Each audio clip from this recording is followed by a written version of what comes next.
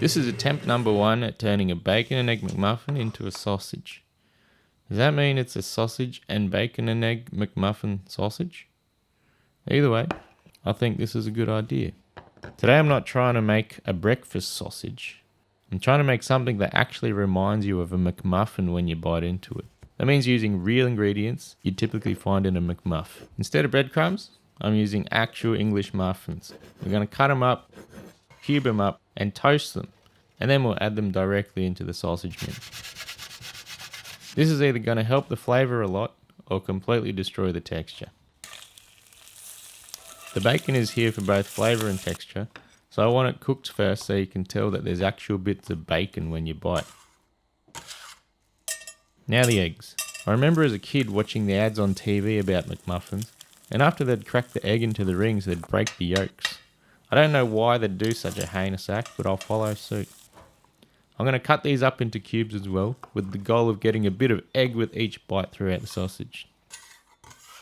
And then there's cheese. This was all the cheese I could find in my fridge, so I'm going to use the lot. Some cheddar, which we'll cut up into small cubes, then some mozzarella, cubed again, and my last haggard slice of American cheese. If I had more, I would have used it, but I didn't. And at this point, there's no turning back.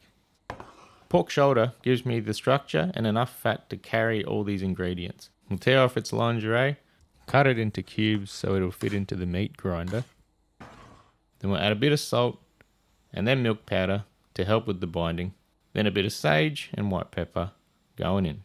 I'm double grinding the meat to tighten things up, because once the other ingredients go in, the texture should basically be locked in. This is always the moment I get nervous. You can see straight away if it's going to come together or if it's about to fall apart. Bread, bacon and water go in first. Eggs and cheese last. Once it's mixed, whatever happens next, happens.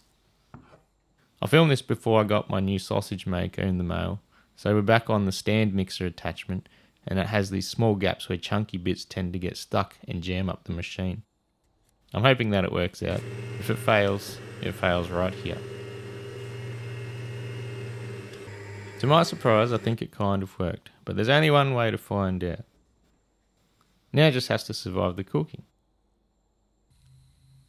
A bit of smoke first, just to set the casing, then straight over the hot coals.